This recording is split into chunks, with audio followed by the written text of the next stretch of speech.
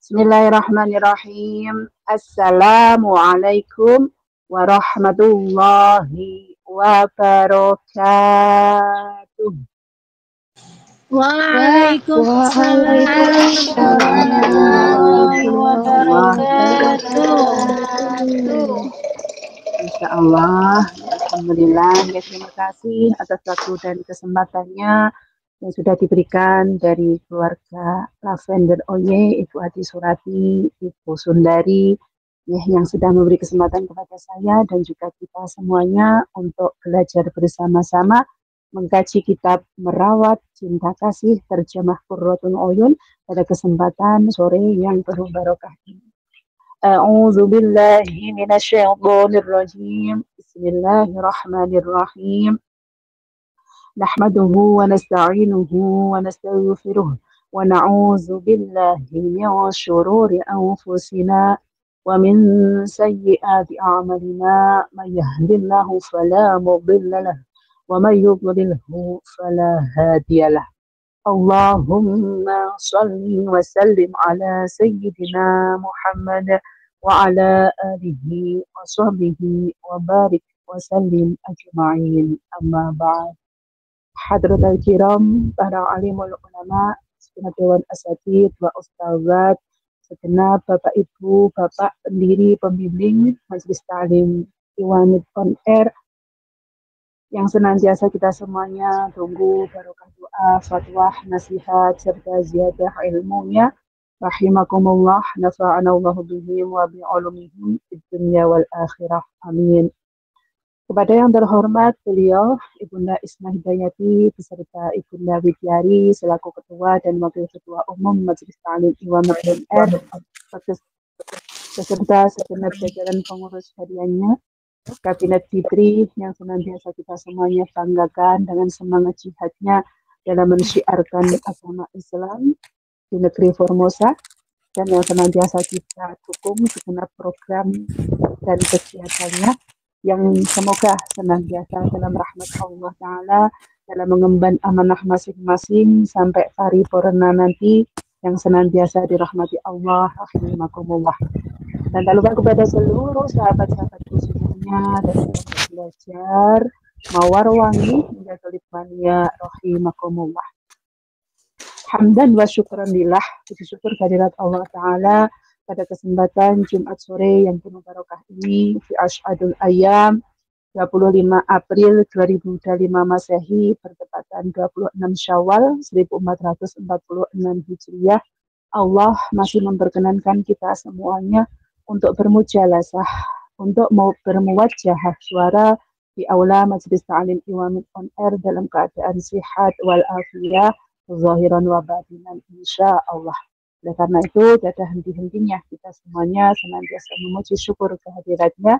Biqaulina alhamdulillah. Alhamdulillahi rabbil alamin. Allahumma salli wa sallim wa barik alaihi wa ala alihi wa ashabihi. Kedua kalinya sholawat serta salamnya Allah senantiasa kita sanjungkan ke haribaan insan pilihan Nabi akhirul zaman, Nabi yang telah menuntun umatnya minaz zulumat ila nur, dari zaman yang belum ada pembeda mana yang hak, mana yang batil, menuju zaman Islamiyah, zaman yang diridhoi Allah, yaitu dengan membawa risalah kebenaran, yakni ad-dinul Islam, agama Islam.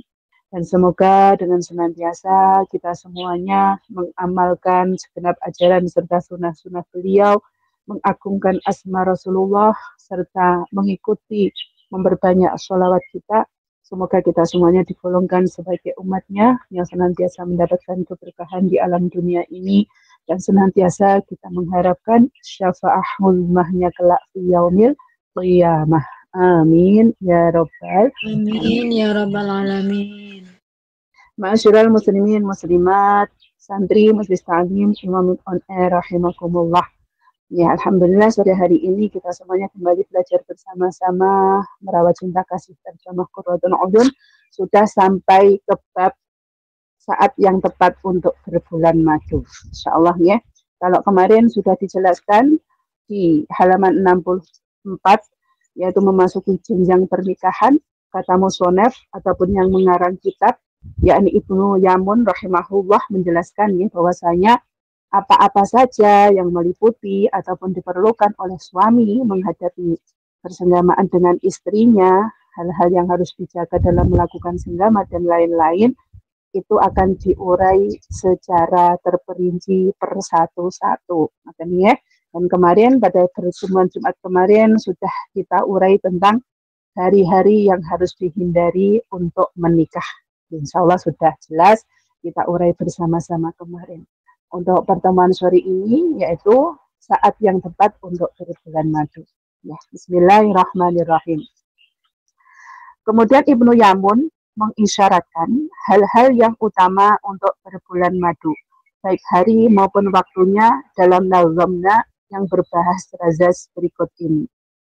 Wa faddalanna ghurratas syahri faqad undila fil ayyami qul yaumal ahad. Utamakan berbulan madu pada awal bulan. Semua hari di awal bulan itu utama. Katakanlah hari Ahad. Syekh Penazam menerangkan bahwa berbulan madu pada awal bulan lebih utama daripada akhir bulan karena adanya sesuatu yang diharapkan bagi kemuliaan anak yang bakal terlahir pada bertambahnya bulan. Demikian pula menanam tanaman sebaiknya dilakukan di awal bulan karena tanaman itu akan bisa berbuah lebih banyak kalau ditanam pada akhir bulan. Sebagaimana yang dikatakan Imam Ghazwani bahwa berbulan madu sunnah dilakukan pada bulan Syawal karena ada hadis dari Aisyah yang telah disebutkan di bagian terdahulu. Masya Allah ya. Tahap-tahap pernikahan kemarin sudah ada semuanya ya Ibu semuanya. Dari memasuki jenjang pernikahan, persiapan, dari ancaman istri yang tidak taat kepada suami, keutamaan menikah dan sebagainya sudah kita pelajari bersama-sama. Sekarang sudah tiba waktunya setelah memasuki jenjang pernikahan, setelahnya menikah, ya, apa saja yang dilakukan ya. Kemarin sudah hari-hari yang sebaiknya dihindari, sekarang saatnya kalau sudah menikah pasti berbulan madu, ya. Jadi ini disebutkan dalam kitab niki bahwasanya kita semuanya niku diutamakan berbulan madu itu diadakan di awal bulan. Ya, semua di awal bulan itu utama. Katakanlah hari Ahad. Ya. Hari Ahad itu kalau kita hari nasionalnya kebanyakan Indonesia bilangnya hari apa, Bu? Mungkin ada yang belum mengenal Ahad. Hari Minggu. Di hari Minggu. Maka kalau umumnya nasional kita bilangnya hari Minggu. Tapi kita semuanya sebagai kaum muslimin muslimat sudah mafhum ataupun umum mengatakan hari Ahad. Apalagi kita sebagai santri Iwamid ngaten nggih. Biasanya Mbak nanti tanggal 1 hari Ahad nggih. Ada acara pertemuan atau mana kita biasakan pakai hari Ahad dengan hari Minggu. Karena apa? Kalau hari Minggu itu umumnya, mohon maaf nih, kebanyakan digunakan untuk kebaktian ke gereja dan sebagainya, ya. Tapi kita kan juga tidak bisa menafikan, dan ya memang itu bahasa Indonesianya Minggu kok Bu, ya sudah. Jadi kalau kita sehari-hari dengan sesama teman, ngobrol dengan orang-orang sekitar kita, alangkah baiknya kita menggunakan hari Ahad. Ya. Jadi utamakan berbulan madu pada awal bulan. Semua hari di awal bulan itu utama, katakanlah hari Ahad. Syekh Penazam, yaitu Ibnu Yamun mengatakan bahwasanya bulan madu yang utama itu di awal bulan daripada akhir bulan. Ya, nanti ya, jadi niki putra putrinya mungkin yang sudah mau menikah, nanten ya. Misalnya kan biasa ya Bu, biasanya kalau teman-teman baru mau mengadakan bulan madu kemana, rencana liburan kemana, nanten ya. Ya kalau bisa dibilangin di awal bulan saja. Nah Rasulullah pun menganjurkan ataupun mengajarkan seperti itu. Dan di beberapa kitab ataupun uraian hadis yang sebelumnya pun juga dikatakan bahwasanya kita mau memulai usaha, kita mau bercocok tanam, ataupun kita mau membangun usaha, membangun rumah itu diutamakan pada awal bulan dan hari Ahad. Dan kemudian kalau misalnya Bu sekarang sudah modern ya ndelok-ndelok jadwal pesawat no misalnya ataupun jadwal apa turnya ataupun apa. Ya sudah nih. Tapi kan kalau bisa ya dilakukan di awal bulan dan hari Ahad. Karena apa? Di sini disebutkan karena kalau di awal bulan itu kita mengharapkan kemuliaan anak yang bakal terlahir saat bertambahnya bulan. Kalau misalnya Allah memberi rezeki ketika berbulan madu tersebut memberikan rezeki berupa anak, maka insya Allah kalau di awal bulan itu kan biasanya awal bulan itu kan kita biasanya kebanyakan kita pun para pekerja ataupun apa kan mendapatkan upah, mendapatkan gaji kan biasanya di awal bulan gitu. Nah, itu kan bergembira, bersuka cita. Jadi insya Allah kalau kita pergi berbulan madunya di awal bulan, kemudian Allah memberikan rezeki berupa anak, insya Allah nanti juga di awal bulan tersebut biasanya 1 bulan tanggal 1, 2, 3 misalnya ya atau tanggal 5 berarti kan masih di awal bulan itu ya. Semakin bertambah usianya semakin bertambah pula kebaikannya. Itu yang diharapkan ataupun diinginkan didoakan dari kita semuanya.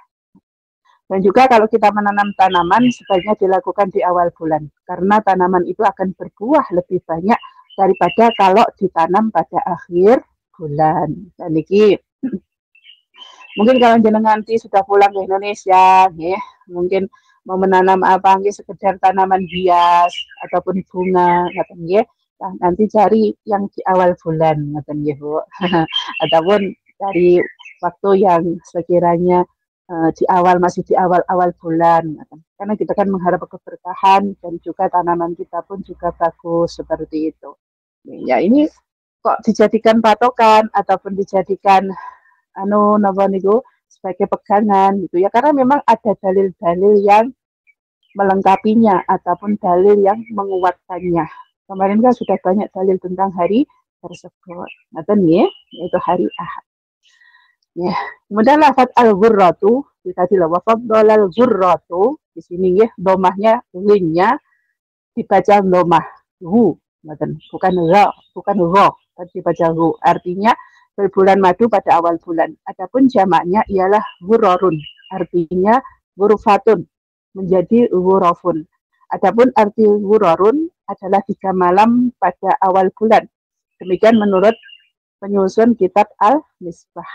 Jadi 3 malam pada awal bulan berarti 1, 2, 3. Maka hitungnya 3 malam.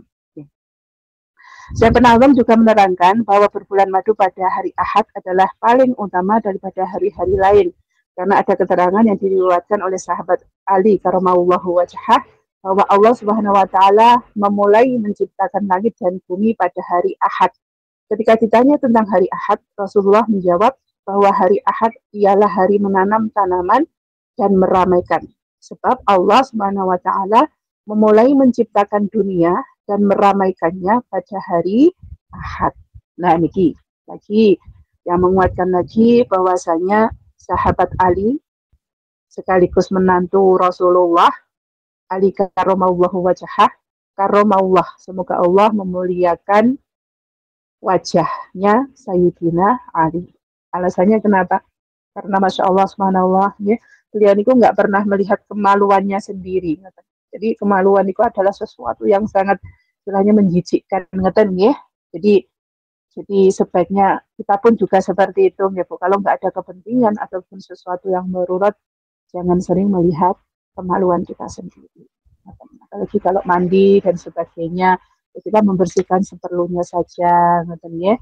Ataupun kalau misalnya di kamar mandi jangan dipasang kaca yang terlalu besar, karena itu juga untuk menghindari dari kita berlama-lama ataupun juga melihat, mohon maaf, kemaluan kita sendiri. Dan karena memang nek ngarani apa ya Bu, keko, nek wong Jawa ngarani ya, ataupun menjijikkan dan sebagainya.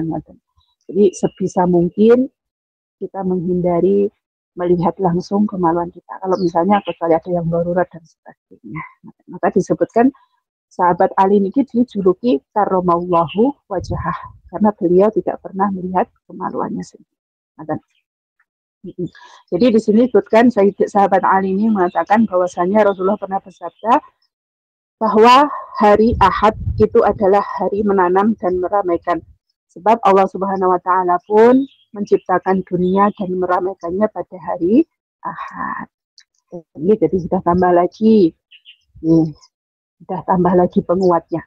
Akan tetapi pendapat yang lebih umum dan sahih, Allah Subhanahu wa taala memulai menciptakan alam pada hari Sabtu. Bahkan di hari kitab Ar-Raudhah Anfi Imam Suhail dikemukakan bahwa Nabi tidak pernah mengatakan sesungguhnya Allah Subhanahu wa taala mulai menciptakan alam pada hari Ahad, kecuali menurut Imam Ibnu Jarir, karena pendapat tersebut hanya angan-angan.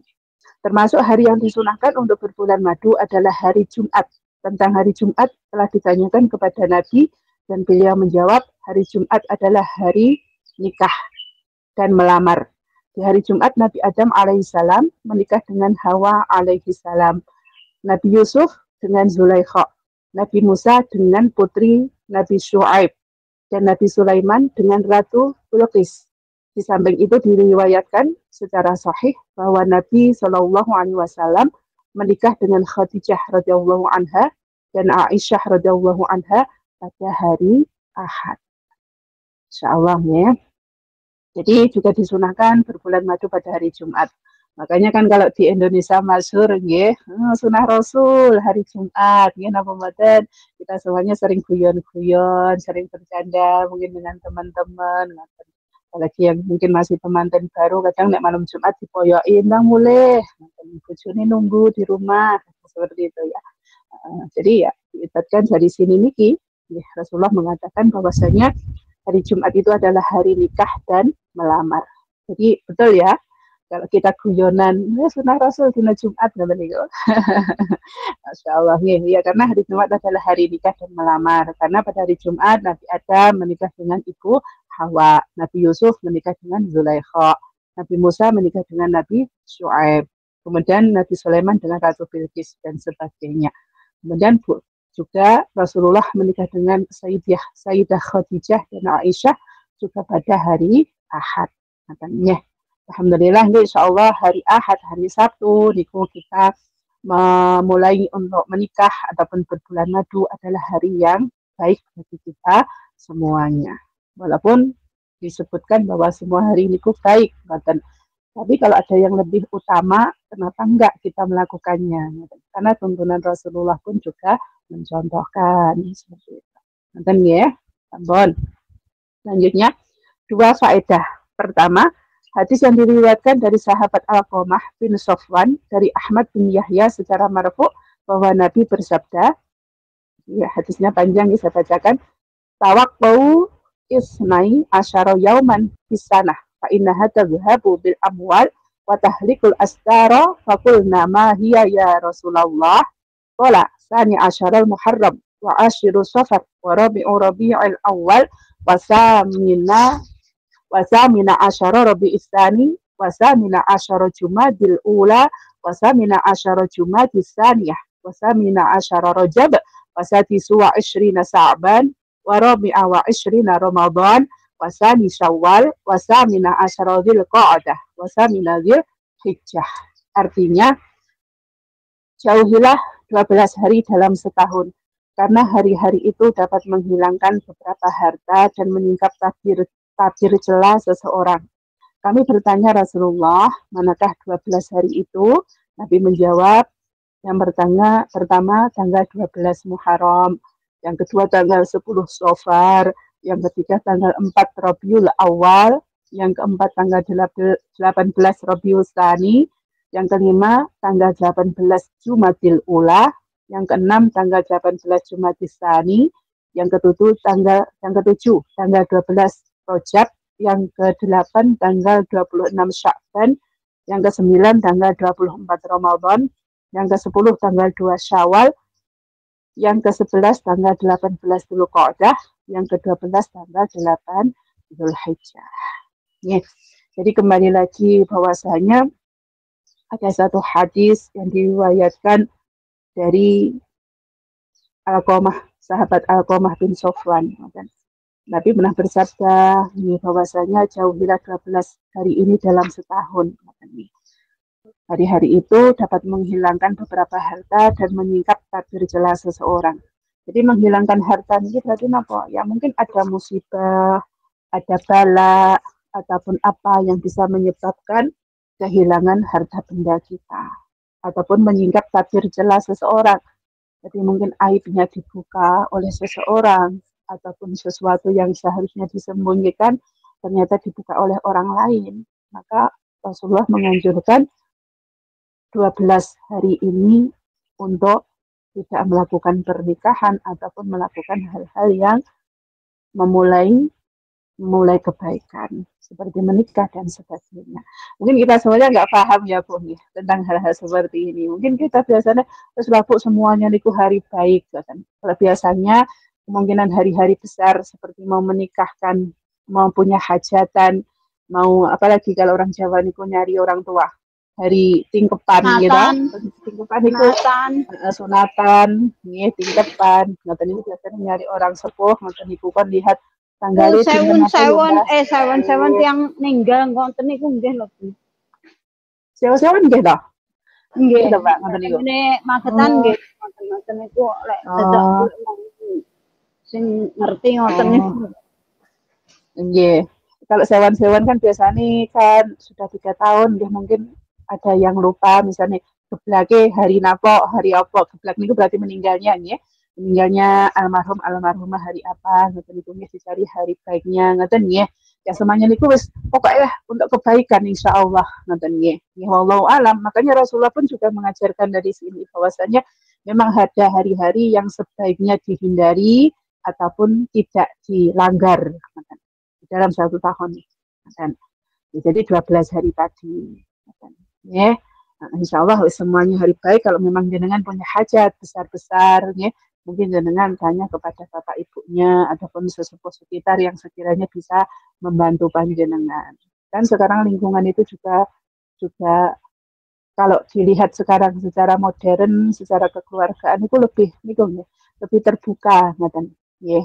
Misalnya ada mau hajatan, endok tekok dhisik Mbah sinten ataupun siapa yang dituakan ataupun disepuhkan di wilayah tersebut. Biasanya dianjurkan seperti itu. Ngoten ya.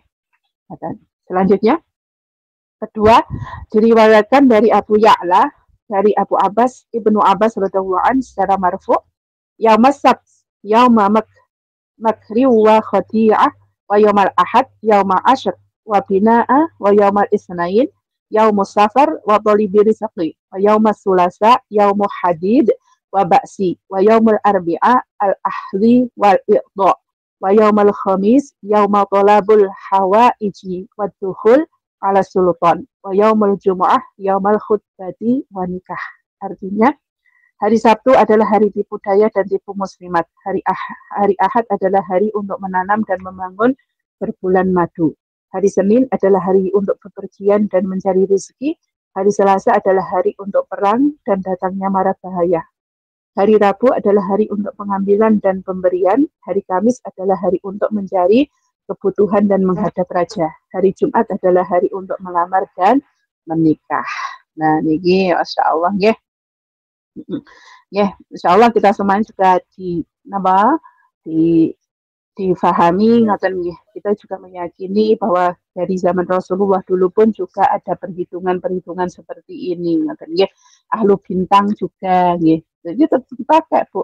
Walaupun jenengan bilangnya kejauhan Bu pakai hitung-hitungan ngoten niku dan sebagainya. Nah, itu kembali kepada keyakinan panjenengan sendiri. Karena dari zaman Rasulullah pun juga sudah ada hal tersebut. Hari yang baik, hari yang sebaiknya dihindari, hari yang sebaiknya kapan memulai menanam dan sebagainya. Jadi sudah ada hitungannya ataupun hari-harinya sendiri. Kalau kemudian jenengan masih melanggar kan sudah dibilangin, sudah ada dalil yang menerangkan, sudah ada hadis dan juga penguat yang menguatkan. Kenapa masih dilanggar? Ya berarti salahnya sendiri kan seperti itu. Jadi kembali kepada diri kita sendiri yang meyakini ataupun tidak. Di samping itu ada pula keutamaan yang disampaikan oleh sahabat Ali karamallahu wajhah yang berbentuk syair berbahasa wafat. lan ya'mal yawma sabti haqqan lisyaiti in aradna bilam birai.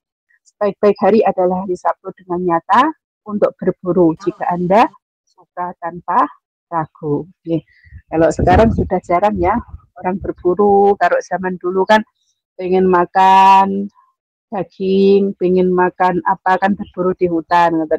Sekarang kan berburunya di pasar ya Bu. Ada uang bisa beli makan daging dan sebagainya. Kalau zaman Rasulullah mungkin masih mencari-cari di hutan dan sebagainya, berburu dan mencari bahan makanan ataupun hewan yang bisa dikonsumsi dengan cara berburu.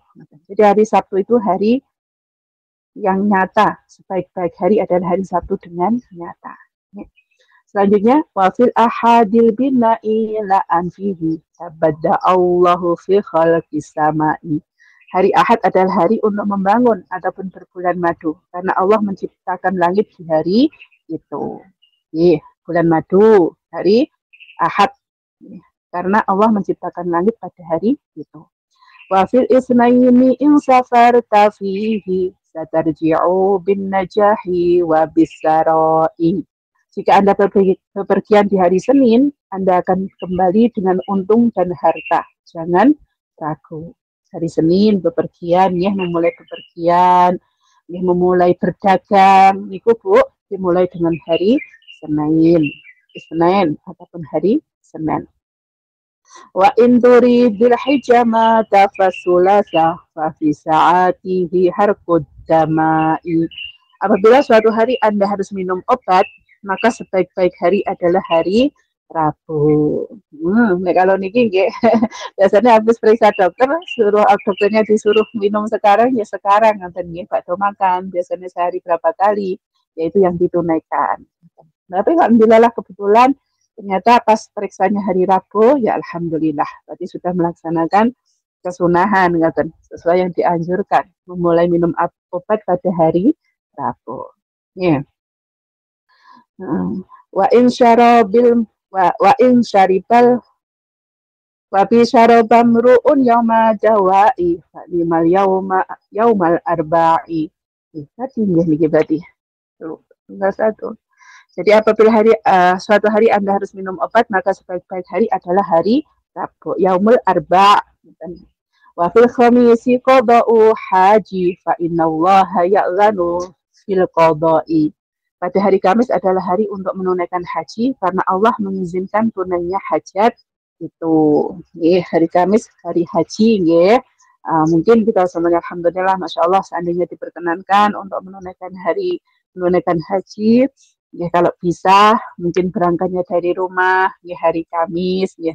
Tadi sudah menunaikan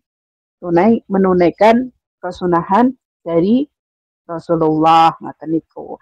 Kalau misalnya lihat penerbangannya Bu dan sebagainya ya sudah ya mungkin hari apapun itu juga baik. Wa fil jumu'ati tazwiju wa arsyun wa lazatur rijali ma'an nisa'i. Keutamaan hari Jumat untuk kawin dan menanam. Bersenang-senanglah antara laki-laki dan wanita. Jadi sudah disebutkan ya, sudah jelas. Wa hadzal ilmu la yahwi li illa nabiyyun aw wasiyul anbiya'i. Ini semua adalah ilmu yang tiada mampu meraihnya kecuali nabi atau orang yang diwasiati nabi. Masya Allah gitu ya. Jadi dari hari-hari tadi, hari Senin, Isnin, hari Selasa, hari Arba, hari Khamis, hari Jumat, ya, Yaumul Ahad dan sebagainya, Masya Allah. Itu juga adalah hari-hari ilmu. Ini juga termasuk ilmu yang tiada mampu meraihnya kecuali Nabi dan orang yang diwasiati. Termasuk kita semuanya santri Iwamid, alhamdulillah berkat merawat cinta kasih terjemah Qurratul Uyun, kita pun mengetahui tentang hari-hari yang boleh maupun tidak boleh, hari-hari yang baik untuk berbulan madu, menanam dan sebagainya, hari yang disunahkan untuk menikah dan melamar dan sebagainya. Alhamdulillah. Berarti kita ini juga termasuk orang yang diwarisi, mendapatkan warisan, mendapatkan suatu ilmu dari yang sumbernya dari Rasulullah lewat kitab Qurratul Uyun. Alhamdulillah. Ngoten nggih, Masya Allah. Jadi sudah Saat yang tepat untuk berbulan madu sudah selesai kita pelajari bersama-sama sore hari ini. Dan sekali lagi bahwasanya kalau kita semuanya mau berbulan madu ataupun mengawali apapun, ini sebaiknya di awal bulan dan diawali dengan hari Ahad itu poinnya. Selanjutnya tentang walimah. Nah, walimah ini nopo kan banyak sekali ya. Ada walimatul khitan, ada walimatul urus, ada walimatul napa malih Bu? Kalau walimah itu kan identik ataupun banyak tentang makan-makan dan sebagainya, ya. Walimah kita mengadakan kumpul-kumpul makan bersama.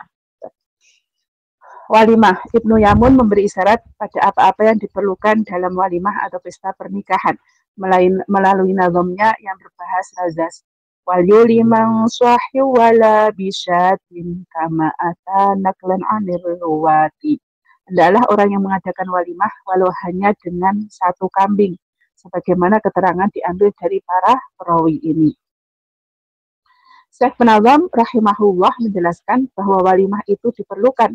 Persoalannya, apakah hukum mengadakan walimah itu wajib atau sunnah? Dalam hal ini ada dua pendapat, disunahkan mengadakan walimah setelah melewati malam pertama atau sesudah bersetubuh. Kesunahan tersebut sudah terpenuhi dengan walimah yang ala kadarnya dan tidak berlebihan. Paling sedikit walimah diadakan dengan menyembelih seekor kambing. Karena atas dasar sahih dari hadis sahih dari Anas radhiyallahu anhu, ia berkata, ma'aulaman Nabi sallallahu alaihi wasallam ala syai' min nisa'ihi ma'aulama ala Zainab aulama bisyatin. Artinya Nabi tidak mengadakan walimah dengan menggunakan sesuatu dari semua istri beliau melebihi walimah yang diadakan ketika menikah dengan Zainab, yaitu beliau mengadakan walimah dengan menyembelih seekor kambing. Hadis riwayat Bukhari. Ya. Walimah atau pesta pernikahan ini umum ya bagi kita semuanya, biasanya mempunyai hajat, habis menikahkan putra-putrinya, habis mengkhitan ataupun sunatan putranya, kan kita biasanya undang-undang, ataupun sebelumnya juga sudah selamatan biasanya nih, kalau khitan juga seperti itu ya, sebelumnya diundang yon barokah doanya, nanti malam mau khitan, mau sunat, potong ikut, nanti bahasanya banyak sekali ya sunatan itu. Ataupun juga misalnya mau walimah, biasanya kalau walimah ini kalau di Indonesia sudah masyhur, biasanya berapa hari sebelumnya sudah ada persiapannya maupun juga sudah terdengar oleh tetangga sekitar. Nggak mungkin ya biasanya habis nikah walimahan kok baru terdengar, dan biasanya sebelumnya juga sudah terdengar. Dan jadi pesta pernikahan ataupun walimah niki pun disunahkan atau tidak, bagaimana hukumnya? Di sini ada dua pendapat ya, bahwasanya walimah setelah melewati malam pertama ataupun bersetubuh. Kesunahan tersebut sudah terpenuhi dengan walimah ala kadarnya dan tidak berlebihan. Kenapa kok diadakan walimah? Karena biar tetangga sekitar, biar orang-orang di desa tersebut, biasanya 1-2 RT mengetahui, oh anaknya sudah menikah, oh anaknya sudah punya pasangan.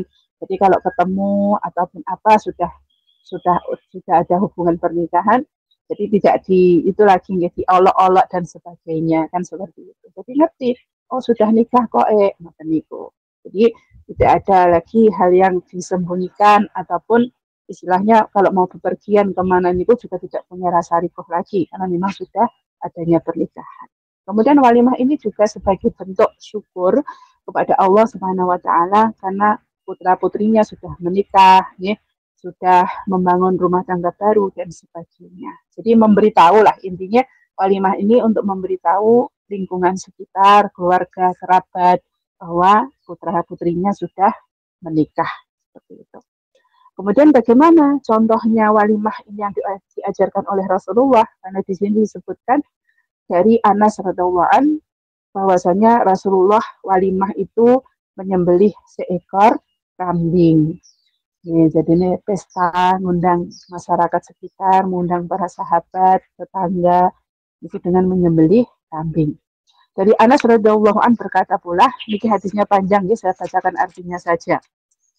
Artinya, Abdurrahman bin Auf radhiyallahu an datang kepada Rasulullah pada saat dirinya masih ada bekas-bekas kuning. Nabi Shallallahu Alaihi Wasallam menanyakannya dan dia pun menjawab bahwa ia baru saja kawin dengan wanita dari golongan Ansor. Nabi kemudian bertanya, engkau memberi mas kawin berapa kepadanya? Abdurrahman menjawab, mas kawin yang saya berikan kepadanya berupa emas seberat biji kurma. Rasulullah Shallallahu Alaihi Wasallam bersabda, buatlah walimah meskipun hanya dengan menyembelih seekor kambing. Apabila kamu tidak mampu, maka adakanlah walimah dengan 2 mud gandum. Dan dengan 2 mud gandum inilah jumlah minimal yang digunakan untuk walimah oleh Rasulullah ketika menikahi sebagian istri-istrinya. Nah, ini ya.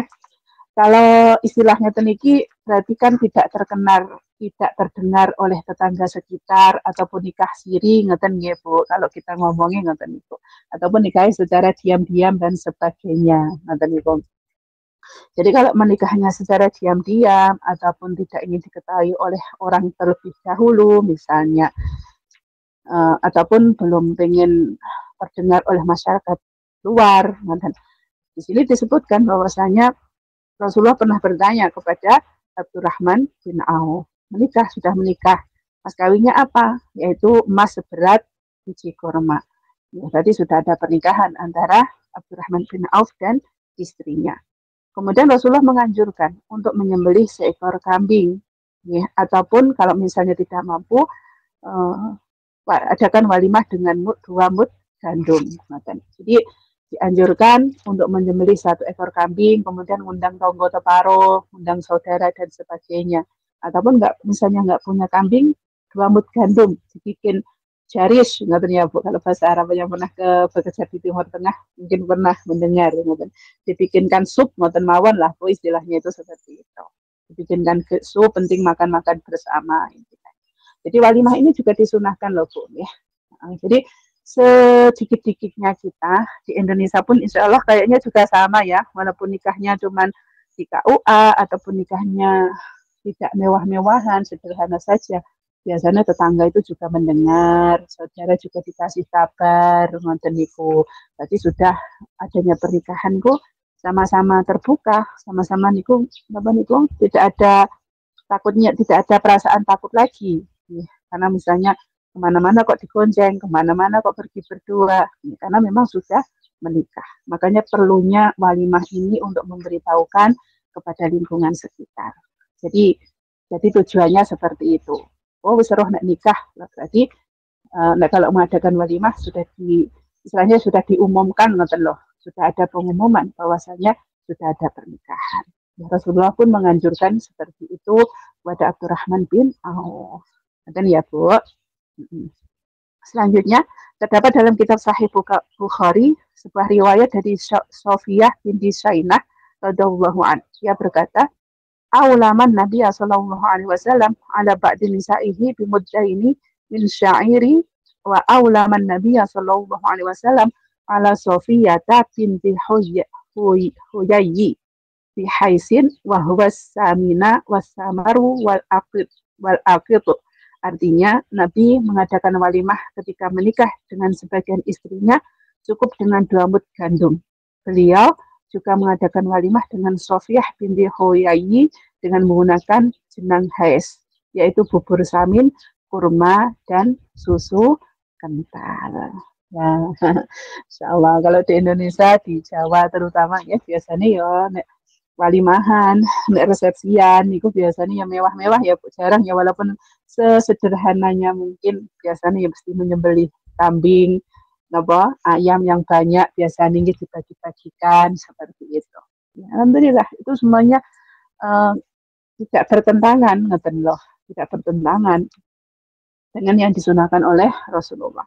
Kalau misalnya kita mau menikahkan putra-putri kita, kemudian dirame-rame nih, kalau sekarang kan umumnya juga pakai dekor dan sebagainya, dihias dan sebagainya, itu adalah sebagai istilahnya ya syarat saja, ya, rasa syukur kita kepada Allah sudah menikahkan putra-putrinya, sudah ketemu jodohnya, mau membangun rumah tangga baru dan sebagainya. Katanya, jadi tujuannya ya untuk ngerakatnya persaudaraan, mendekatkan saudara yang jauh. Kan biasanya momen-momen seperti itu ya, Bu. Ya. Saudara jauh itu pada datang, saudara jauh pada ikut silaturahmi setelah sekian lama, setelah sekian tahun dan sebagainya, bisa bertemu pada acara walimah tersebut. Dan jadi di sini disebutkan bahwasanya Rasulullah pun menikah dengan Sofiyah binti Huyayyi ini dengan menggunakan jenang haes. Karena punyanya mungkin seperti itu saja waktu niku Rasulullah. Jadi punyanya apa ya niku yang dimasak dan dikonsumsi ataupun dimakan bersama-sama para sahabat. Asaminu wasamru kala kawal akyub al-haisu illa anahu lam yakhtalib. Bubur samin, kurma, dan susu kental. Itu namanya hais. Hanya bisa hais, tidak kental. Ini makanan Timur Tengah ya. Mungkin jenengan belum paham. Ini kayak bubur ngeten lah, Bu. Samin, samin. Niku kayak napa niku? Napa, Bu? Gandum lah. Biji gandum niku kan kayak Bapak somen niku loh. Bukan. Napa kok ngarani, Bu? Kita mangan apa? Energen kan apa jenenge? Yang kepingan nih kok? Ya gandum kalau bahasa Indonesia apa nih kok, Bu? Sereal. Lah, sereal.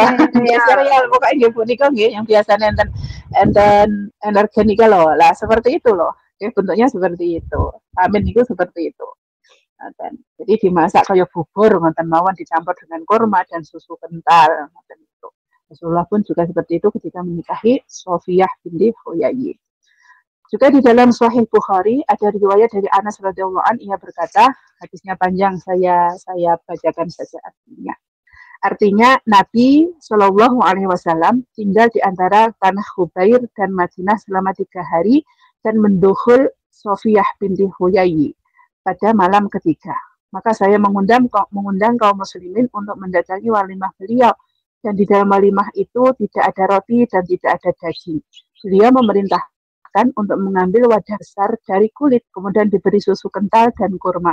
Maka itulah walimah beliau. Kaum muslimin saling bertanya-tanya, apakah Sofiyah binti Huyayyi termasuk Ummul Mukminin atau golongan hamba sahaya beliau? Di antara mereka ada yang berkata, apabila nanti beliau menutupi Sofiyah dengan kain satir, maka tidak tergolong Ummul Mukminin. Tapi kalau beliau tidak menutupinya, maka dia tergolong hamba sahaya beliau. Ketika berangkat, beliau membuatkan tempat duduk dengan Sofiyah untuk Sofiyah di belakang Rasulullah, dan beliau membeberkan atau menjulurkan hijab ataupun tutup antara dia dan Sofiyah dan kaum muslimin. Ya, santri iwami rahimakumullah, kita pahami dulu Sofiyah. Jadi kata Sofiyah ini sebenarnya siapa? Sofiyah niku adalah seorang wanita kaum ahlu kitab. Berarti bukan muslim loh, ya. Sebelumnya Sofiyah niki, ya. Jadi ketika perang kan kalau zaman dahulu namanya perang harta rampasan, wanita itu dijadikan budak ya Bu nggih.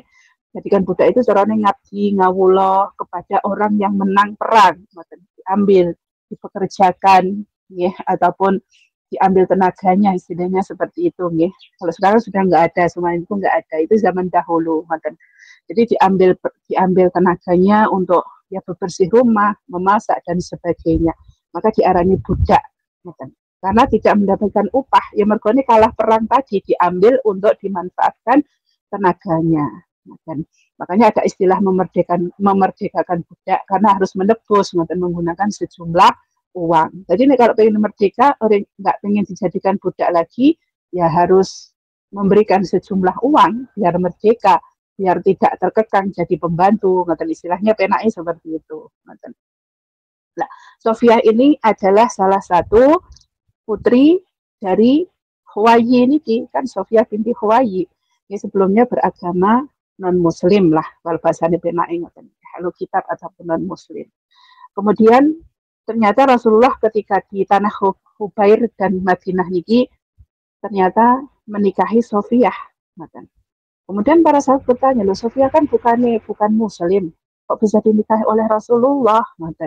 Sahabat ini pada penasaran yo, iya yo besok misalnya apakah Sofiyah ini termasuk Ummul Mukminin? Ya. Kemudian para sahabat bertanya, ada sahabat lagi berkata, ya sudah, tunggu saja besok. Kalau misalnya Sofiyah pergi ataupun keluar dari sini kok ditutupi mukanya, ya tadi ditutup mukanya, berarti dia termasuk Ummul Mukminin.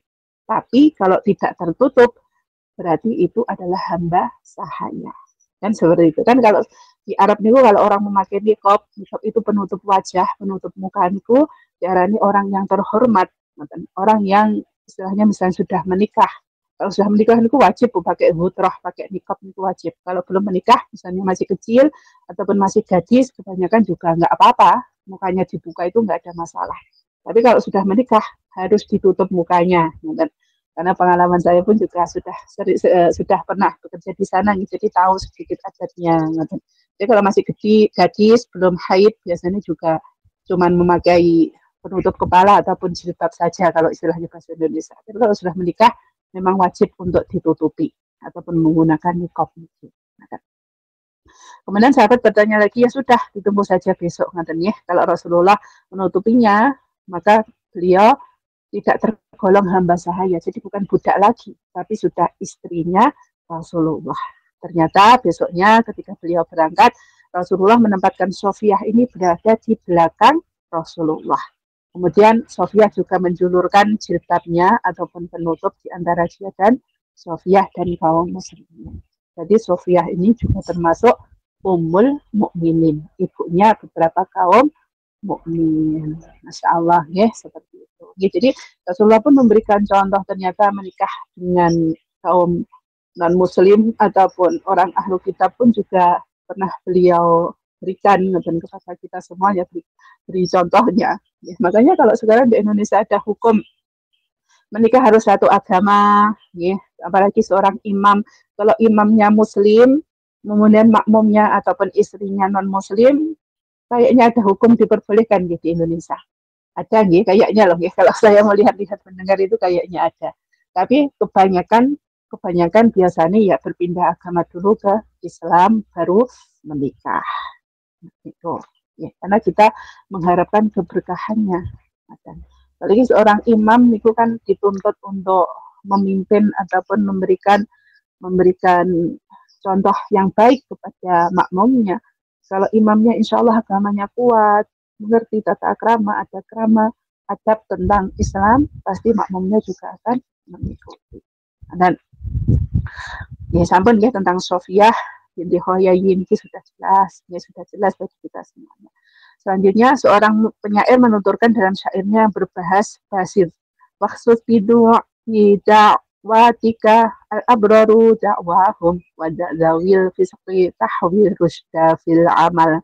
Istimewakan undanganmu dengan orang-orang solih, tinggalkan orang-orang fasik, niscaya anda memperoleh petunjuk amal. Yeah. Nanti kalau mengundang walimah, mengundang resepsi pernikahan, undanglah dengan orang-orang solih. Yang walau pada umumnya biasanya tetangga sekitar 1-2 RT, kerabat lama, tetangga lama, saudara jauh biasanya datang untuk itu ya. Istimewakan. Ya. Walaupun ya kita tidak bisa memilah dan memilih ya mana orang solih, mana orang yang tidak baik. Biasanya kalau sekitar lingkungan ya diundang semuanya. Yang penting jangan pilih kasih. Jangan orang kaya saja yang diundang, orang miskin tidak diundang. Orang kaya saja yang dikasih. Ini apa ngarani Bu? Dikasih apa tonjokan berkatan nih Kang ya, tonjokan sebelum ini kalau acara nih kalau orang miskin nggak dikasih juga jangan katanya. Insyaallah kita pukul rata, apalagi orang-orang nggak punya ataupun orang-orang yang sederhana tetap kita kasih katanya Kang. Biar Anda memperoleh petunjuk amal, biar kita semua itu mengharapkan keberkahan dari acara walimah tadi. Dari Amrin al-Husain radhiyallahu an berkata, "Naha Rasulullah sallallahu alaihi wasallam an ijabati ta'amil fasiqin." Artinya Rasulullah melarang mendatangi undangan makan bersama-sama orang fasik. Nah, jadi Rasulullah melarang mendatangi undangan yang bersama orang-orang fasik. Fasik niku napa pilih kasih niku wau nggih. Orang kaya diundang, orang miskin diabaikan. Maka niku juga tidak boleh ya.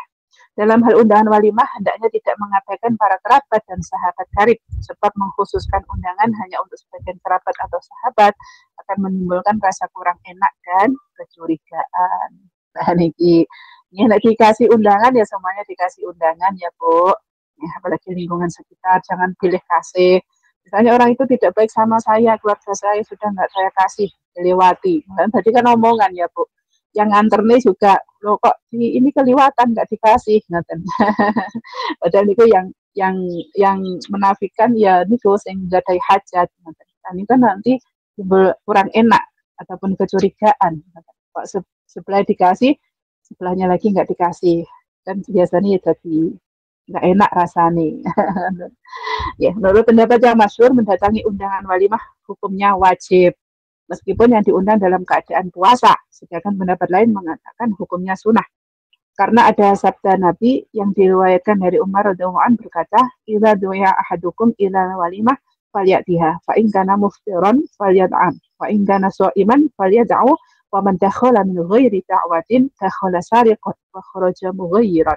Artinya, apabila salah seorang di antara kalian diundang untuk menghadiri walimah atau resepsi pernikahan, maka hendaklah mendatanginya. Apabila tidak sedang berpuasa, makanlah, dan jika sedang berpuasa, maka tinggallah makanan itu.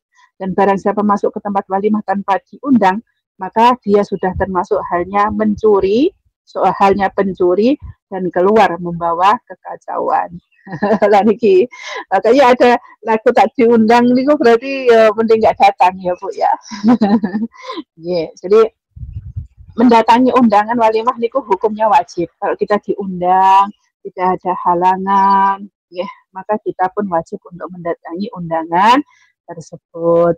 Misalnya dalam satu hari 2-3 tempat misalnya berbarengan waktunya. Kan kalau menikah biasanya ada 1-2 hari sebelumnya. Mungkin hari ini ke sini, besok ke sana, ngoten niku nggih dibagi-bagi, apalagi bareng-bareng ngoten niku nggih. Ya, yang penting walaupun tidak hadir pada saat resepsi, tapi sebelumnya sudah bersilaturahmi, sama halnya sudah mendatangi undangan tersebut. Artinya karena mendatangi undangan itu hukumnya wajib bagi kita semuanya. Ya. Maka kalau kita misalnya mendatangi undangan, diundang ke pernikahan orang, ya, kalau kita tidak berpuasa, makanlah.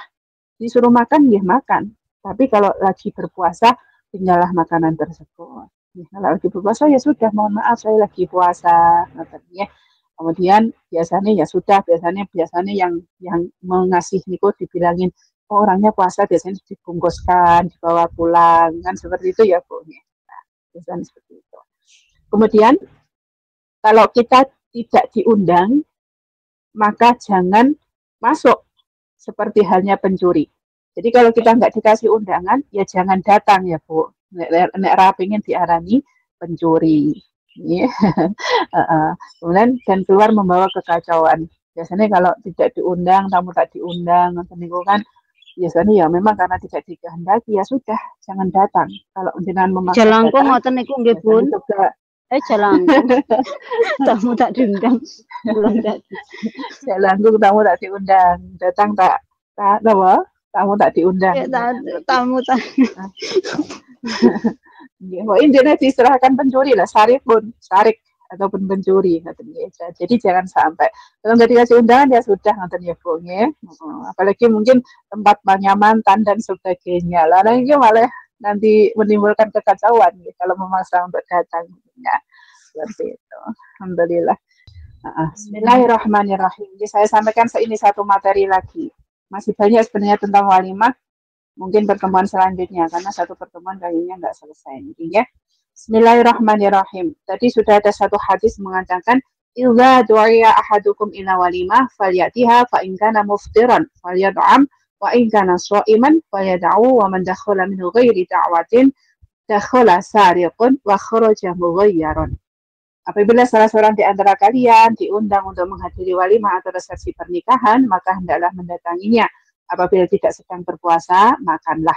Dan jika sedang berpuasa, maka tinggalkanlah makanan itu. Dan barang siapa masuk ke tempat walimah tanpa diundang, maka dia masuk seperti halnya pencuri dan keluar membawa kekacauan. Ya jamaah Iwamid on air rahimakumullah. Ya jadi hukumnya mendatangi walimah, undangan pernikahan, undangan walimatul khitan dan sebagainya itu hukumnya wajib. Kalau nggak ada uzurnya, nggak ada hal-hal yang menghalanginya, seandainya kita diundang kok nggak mau datang, maka itu hukumnya juga dosa. Betul ya. Kalau sekarang kan undangan misalnya tidak bisa hadir ataupun berhalangan, misalnya berbarengan dengan tetangganya ataupun bagaimana, kan sekarang zaman modern ya Bu, bisa berkabar, mohon maaf saya tidak bisa hadir karena ternyata tetangga saya juga waktunya sama berbarengan, tidak bisa ditinggalkan dan sebagainya. Kan ngoten nggih. Jadi karena undangan itu adalah transfer dalam saniki transfer. transfer. Iya. Anak kula Sekarang niku itu ngoten niku mudah lah ya. teng Bali dapat undangan dari teman-teman pondok ini transfer terus ngoten saniki. Nggih, lah apalagi sekarang pondok sudah modern ya Mbak Ani ya. Ditransfer transfer saniki. Nggih, Masya Allah sudah sebegitu modernnya ngoten nggih. Beda dengan zaman dahulu, waktu pernikahan saya 20-21 tahun yang lalu, biasanya ya Bu nggih, kasih undangan, hujan juga datang, Masya Allah perjuangan ngoten. Kalau sekarang misalnya ada uzurnya, ada tidak hadirnya, nonton itu penting ada silaturahminya, mohon maaf belum bisa dan sebagainya. Wis pokoknya penak lah senang sekarang niku nggih. Wes lewat transfer wes wonge nggak teko nggak apa-apa malah ra kelek makme tapi transferan masuk ngoten ya. Masya Allah ya yang penting niatan kita semuanya bahwasanya biasanya orang mengundang untuk acaranya niku kan biasanya untuk sambung silaturahmi lagi ataupun pasti ada kebaikan-kebaikan di dalamnya. Mungkin sekian lama tidak bertemu, tidak bersua, alhamdulillah karena adanya acara bisa bersua kembali. Ngoten nggih. Jadi kalau dikasih undangan, kalau nggak ada uzur, sebaiknya menghadiri undangan tersebut. Ya, kalau kita bisa tidak berpuasa ataupun dalam keadaan boleh makan, ya makanlah apa yang disuguhkan. Kalau dengan puasa, nggak apa-apa, jangan makan. Kita bisa bicara ke orang yang menyajikan, mohon maaf saya lagi puasa dan sebagainya. Dan ya, kemudian kalau misalnya kita tidak diundang juga jangan nyelonong, ya Bu, nggak boleh. Kalau nggak diundang ya wes nggak usah datang. Ampun. Sabda Nabi pula, syarrut ta'amul walimah yud'a ilaihi al-aghniya wa yutsrakul fuqara wa man lam yajib faqad asallahu wa rasulah. Artinya jelek-jelek makanan suguhan adalah makanan yang disuguhkan pada waktu walimah, di mana undangan hanya khusus untuk orang-orang kaya dan tidak mengundang orang-orang fakir. Jadi barang siapa tidak menghadiri undangan walimah, maka ia berdosa kepada Allah dan Rasulnya. Dan ya, jangan ya Bu ya, kita semuanya sama di sisi Allah Subhanahu Wa Taala. Pasti dalam satu lingkungan itu kan ada orang kaya, ada orang yang tengah-tengah, ada yang kurang mampu dan sebagainya. Jadi untuk guyub tetangga, guyub rukun, sesama tetangga, sesama lingkungan. Kalau misalnya kita punya hajatan, ya kita undang semuanya. Yang penting kewajiban kita ngundang. Kalau misalnya beliau ini misalnya tidak mau hadir dan tidak berkenan hadir, ya sudah. Yang penting kita sebagai sahibul hajat, orang yang mempunyai hajat itu sudah legowo, sudah diundang semuanya. Kalau misalnya tidak hadir, ya sudah. Karena apa? Karena sabda Rasulullah di sini bersabda, sejelek-jeleknya makanan atau suguhan adalah suguhan pada waktu walimah, di mana undangannya hanya untuk orang-orang kaya dan tidak mengundang orang-orang fakir. Nanti jangan sampai ya kita makan enak, makan bersama, biasanya seperti itu ya Bu. Kalau di kampung-kampung, banyak kan kita juga dari kampung ya, bukan hidup di perkotaan. Dan kalau perkotaan kan biasanya ya orangnya dikenal ataupun kerabat, sahabat yang sudah akrab, biasanya seperti itu. Tapi kalau di desa-desa, di perkampungan, biasanya dipukul rata, 1-2 RT semuanya diundang seperti itu. Nih. Alhamdulillah, ya, insya Allah ini tidak ada masalah bagi kita semuanya. Dan juga barang siapa tidak menghadiri undangan dengan sengaja, maka ia telah berdosa kepada Allah dan Rasulnya. Insya Allah tadi sudah disampaikan ya. Misalnya berhalangan, ya sudah kita WhatsApp, kita mengasih kabar, telepon sebentar, mohon maaf tidak bisa hadir. Ya, sampun satu materi lagi. syarat menghadiri walimah. Akan tetapi seorang baru wajib memenuhi undangan hanya jika ada 5 syarat, sebagaimana yang diisyaratkan oleh Syekh Penazam dalam kitab Muhtasyar, yaitu yang pertama, di tempat walimah itu tidak ada orang yang menyakiti dirinya. Nah, jika diundang, mungkin di undangan tersebut, di tempat tersebut mungkin ada orang yang mau menyakiti dirinya. Mohon maaf kan kita semuanya namanya bermasyarakat, mungkin ada, mungkin ada yang dendam, yang tidak suka, misalnya kelihatan, misalnya mohon maaf, mungkin langsung bertengkar ataupun bagaimana, ya sebaiknya jangan hadir kalau ada hal-hal yang seperti itu. Tapi biasanya mosok di tempat orang walimah dia hajat ke arep tukaran, mau musuhan kayaknya juga enggak. Tapi kan ya siapa tahu mungkin ada yang seperti itu. Jadi kalau misalnya tempat walimah tersebut ada yang orang yang menyakiti, ya sebaiknya jangan hadir. Jadi nggak wajib hukumnya untuk hadir ke walimah tersebut. Yang kedua, di tempat walimah itu tidak ada kemungkaran atau kemaksiatan. Nah, ini berarti yang berkewajiban menetralkan suasana ataupun tempat walimah itu dijadikan tempat yang baik atau tidak, itu biasanya tergantung dari sahibul hajat, orang yang mempunyai hajat. Ya, mungkin kalau umumnya tradisinya di tempat daerah niku jenengan bagaimana? Mohon maaf nggih, kadang itu ada yang napa niku Bu dengaran? Napa Bu? Campur sarinan gitu. Ada yang nyanyi-nyanyi, orkes tunggal, kemudian di situ mohon maaf ada yang minum-minum dan sebagainya, niku ya sebaiknya jangan. Kalau saya melihat ini tergantung sahibul hajatnya. Kalau orang yang mempunyai hajat tersebut, biasanya jangan sampai ada minum-minuman keras dan sebagainya. Biasanya orang-orang yang datang itu juga manut. Tapi kalau sahibul hajatnya yang punya hajat kok menyediakan, biasanya dikasih minuman keras dan sebagainya, berarti niku orang tersebut sudah jadi jembatan untuk tindak kemaksiatan. Jadi jangan salahkan misalnya tamu undangan jenengan nggak datang, di situ ada tempat orang-orang minum dan sebagainya kok, ya seperti itu. Jadi jangan sampai kalau kita punya hajatan jangan sampai ada kemungkaran dan kemaksiatan di situ. Di tempat jenengan masih ada Bu yang seperti itu Bu. Kadang hajatan terus minum-minum gitu ada mboten? Masih Bu. Masih ya. Banyak Bu. Ya Allah. Nggak ada orkesan ketinggalan zaman, terus yang punya rumah menyediakan minum-minum kan? Tamunya sedikit pun. Biasanya kalau buat hotel orkesan itu ulam-ulam itu sing datang sedikit pun. Nggak tahu nggih. Banyuwangi nggih Bu Asmiyah nggih. Daerah pun Jawa Tengah. Kendal. Jawa Tengah. Kendal. Ya Allah, ngoten nggih. Oh, karena gini, saya itu kadang melihat statusnya teman-teman nggih, kadang ada yang dari Banyuwangi. Ada tapi dari tergantung saya melihat tuan rumahnya Bunda kalau tempat kami. Iya ya.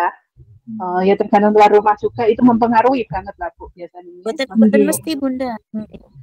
Kalau Betul mesti ya? Betul mesti nggih. Betul nggih. Ya. Jadi tempat-tempatnya ya. Kadang ya tuan rumahnya sama yang apanya ya pengantin gimana. Iya kadang saya bilang semuanya tapi Nggih. Jadi ya ada dangdut 3 malam juga tempat saya kemarin ya enggak ada minuman, alhamdulillah pas anak saya datang. Seperti itu. Ya intinya seperti itu. Kita diutamakan kita yang sahibul hajat, yang mempunyai hajat diusahakan. Walaupun lingkungan sekitar ayo Mbak, nggak rame, nggak ada minumannya dan sebagainya, nggak usah terpengaruh. Kalau misalnya ngenten Bun, biasanya ini kurang. Kenapa kalau nikahan itu anak muda-muda itu Bun, diam-diam itu ngambil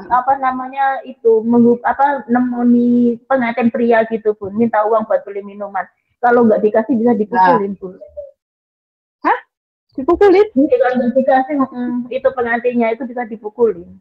Tergantung ketegasan anak saya itu temannya cowok-cowok tergantung yang punya rumah juga lah itu. Anak saya kemarin sumbangan itu dangdut 3 malam itu tergantung ketegasan dari saya juga nganti-nganti sudah. Alhamdulillah tidak ada. Nggih. Yeah. Nah, seperti itu ya, Bu. Jadi penting kita nih, alhamdulillah ibu-ibu ini kan sudah nyantri di Iwami, karena sudah tahu hukum-hukumnya. Diawali dari kita saja, Bu. Walaupun mungkin lingkungan dan sebagainya, Bu, ayo toh Bu, murah rame kalau nggak ada undang disediakan dan dibelikan. Jadi kembali lagi pada kita, wes nggak usah lah daripada minum-minum mungkin kudu kereng Bun. Menyediakan makanan yang lainnya yang belum tersuguhkan, misalnya kue dan sebagainya yang enak-enak, wes iki wae gantine ngoten niku dan sebagainya. Insyaallah kalau tidak terima ya Mas saya karena di tempat yang lain jangan di sini ngoten nggih. Harus punya ketegasan lah seperti itu. Iya Bunda, anak saya tuh aku diseneni ibuku nggak wani aku, ibu anak kayak gitu. Lah memang iya, jangan sampai nggih pernikahan ataupun walimah tersebut tempat kita, apalagi rumah kita nanti nggih bagus digunakan untuk seperti itu. Apalagi itu pengantinnya sudah kelihatan santri gitu Bun. Enggak ada kata saya. Enggak ada ya. Enggak. Ya mungkin itu sebagian wilayah yang teman-teman buatan ditoto ya yang saya lihat. Iya, ya memang mungkin per daerah juga nggak sama ya, ibu-ibu. Kadang pemudanya manut-manut, ada yang wis tradisi nang ngene ya kudu ngene, kadang seperti itu. Ya, kemudian kalau kita ya jangan sampai karena nanti akan terkenang, oh di sini nikahe ngene minumannya sampai banyak dan sebagainya. Nanti terkenang maksiatnya, bukan terkenang walimahnya. Ya, salah seperti itu. Sama kita semuanya belajar tentang lingkungan. Ya, jadi misalnya tidak wajib kalau di situ memang ada kemaksiatan ataupun kemungkaran, kita nggak datang pun tidak ada masalah. Yang ketiga, di tempat walimah tidak ada hadir wanita-wanita selain mahram. Nah, jadi kalau umumnya kita pun biasanya becek juga perempuan sendiri, laki-laki sendiri, bapak-bapak sendiri, ibu sendiri, ngoten ya. Itu insya Allah juga menghindari kita dari maksiat dan ya ada tempatnya sendiri-sendiri. Kemudian yang keempat tidak berdesak-desakan, ini juga nih. Kalau biasanya kalau di kampung-kampung tempatnya luas ya Bu. Kecuali kalau nikahnya di gedung dan sebagainya, kadang pas biasanya bunganya dibuang ke mantan yang kadang yang rebut masih muda-muda kadang-kadang yang berdesak-desakan dan sebagainya. Yang penting kita semuanya itu mengetahui tempatnya, jangan sampai karena istilahnya ngadu-ngadu rame-rame sampai kita derek bermaksiat, jangan sampai. Ya, apalagi misalnya di situ memang ada orkesan, ada dangdutan dan sebagainya, laki-laki perempuan campur jadi satu, joget bareng-bareng dengan lain pasangan, tidak kenal dan sebagainya. Ya, naudzubillah, jangan sampai seperti itu. Ya. Yang kelima, pintu rumahnya sendiri dikunci. Ya, jadi kalau kita mau bepergian, mau meninggalkan rumah, ya langkah baiknya kita juga menjaga keamanan. Walaupun lingkungan kita aman, rumah kita aman, sebelum bepergian rumah kita pun juga dalam keadaan terkunci ataupun terjaga keamanannya. Ya. Selanjutnya sejumlah syarat tersebut dinazamkan oleh Syekh Abu Abdullah Muhammad At-Tawudi radhiyallahu anhu dalam bentuk bahasa razas. Li muslimin bi ghairi ba'din aw wahal aw hazin aw nadrin qaumin man akal. Bagi muslim yang diundang boleh menghadiri undangan jika jalan tidak berlumpur. Jika musim hujan kadang nggih, daerahnya angel dijangkau, sulit dijangkau dengan sepeda misalnya nggih. Kemudian kalau misalnya kita datang daripada kepleset dan sebagainya, habis hujan deras dan sebagainya, ya sudah kita tidak datang pun juga tidak ada masalah. Tapi kan ada uzurnya. Dan au kaswadil fakhri bima bihi fa'al au akhlil mad'uwi sauman wa basal. Maka tidak terlihat atau di sana ada mahdhus atau walimah digunakan dengan maksud kemewahan. Nah, ya. Ya, kalau kita walimah, kita mengadakan pesta pernikahan dan sebagainya yang sederhana ataupun sewajarnya saja. Ya kecuali memang punya budget lebih ya, asalkan tidak menafikan tadi, tidak menghina orang-orang miskin, ya maksudnya semuanya diundang sama, ya misalnya makanannya disuguhkan mewah-mewah, nih, ataupun makanan yang dihidangkan itu semuanya enak, semuanya juga merasakan. Jangan dipilih-pilih antara orang kaya dan orang miskin. Tapi biasanya nggih sama ya, makanan-makanan itu yang dihidangkan biasanya sama ya. Semuanya yang diundang misalnya prasmanan dan sebagainya, semuanya bisa dikonsumsi ataupun dimakan. Au khalatan nisa'i birrijali au rifat da'i bisu'il hali. Atau para undangan makan dengan bawang dan brambang, atau bercampurnya laki-laki dengan perempuan, si pengundang terkenal buruk tingkah lakunya. Nah, ini kan bawang dan brambang niku kan basol nggih niku biasanya kan warna menyengat ya Bu baunya ngaten. Makanya kalau di Indonesia kan jarang ya makan makanan mentah ya. Biasanya ya harus diolah jadi bumbu, sudah jadi gulai dan sebagainya, sudah tidak terasa lagi bawang merahnya. Ngaten. Biasanya kan ya wis makanan khas apa yang dihidangkan ngaten. Jadi nggak ada bawang mentah ataupun sesuatu yang menyengat ngaten, itu tidak ada. Atau bercampurnya laki-laki dengan perempuan. Tadi sudah disebutkan ya, kalau misalnya ada kemaksiatan di situ, kita pun tidak berhak ataupun boleh untuk tidak menghadiri walimah tersebut. Atau si pengundang terkenal buruk tingkah lakunya. Nah, misalnya yang sohibul hajatnya terkenal semena-mena, mohon maaf ya. Misalnya contohnya nopo Bu. Misalnya menghina misalnya pakaian yang datang pengunjungnya ataupun yang datang walimah pakaiannya jelek dihina ataupun pakaiannya tidak bagus di sepelek nih dan sebagainya, ya sebaiknya jangan hadir. Tapi kayaknya enggak ya Bu. Ya insya Allah kalau saya itu selalu berpikir positif ya, yang namanya kita datang ke biasanya ke acara-acara resmi seperti itu, biasanya pakaian kita pun juga diperhatikan ya. Biasanya ke kondangan juga memakai pakaiannya rapi, yang bagus ya, ataupun dipilih yang bagus ngoten niku. Nah, seperti itu. Insya Allah kita pun juga istilahnya juga ngajeni awak dhewe, menghargai diri kita sendiri. Kalau diundang juga memakai pakaian yang baik-baik. Malah api-apian. Malah api-apian wes ngoten niku wes. Ya sane lho. Aku lho ya jenengan-jenengan apa.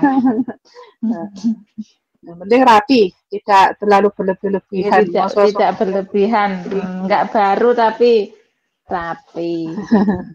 Iya, betul. Au kana imra'atun walaisat mahraman au amrodan takhafa minhu maksaman. Atau hadirnya wanita bukan mahram, anak muda belia yang dikhawatirkan bisa terjerumus ke dalam perbuatan dosa. Ya, makanya kalau kita undangan, kalau di rumah ya dengan suami, kadang dengan anak, dengan kakak, adik, biasanya seperti itu ya, bareng satu keluarga, kadang seperti itu. Nah, itu yang dianjurkan, jangan pergi sendiri, kalau sendiri nanti dikhawatirkan ada apa-apa di jalan, ataupun ada sesuatu yang tidak diinginkan, apalagi masih muda, masih gadis, ya. Nah, perlu orang yang mengawal ataupun mahramnya yang mengikuti.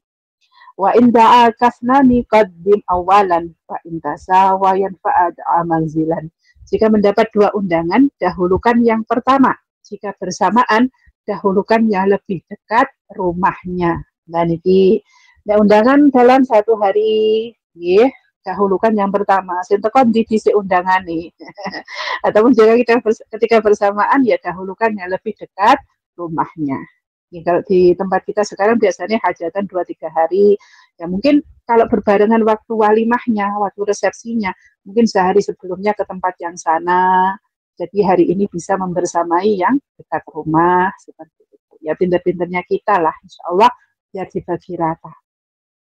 Termasuk dalam etika mendatangi undangan walimah, ialah tidak bermaksud mencari kesenangan nafsu perut belaka, tapi harus mempunyai niat mengikuti perintah syariat agama, menghormati sahabatnya, menyenangkannya, menziarahi, menjaga diri dari buruk sangka sahabatnya yang akan timbul jika dia menolak undangan atau tidak menghadiri undangannya.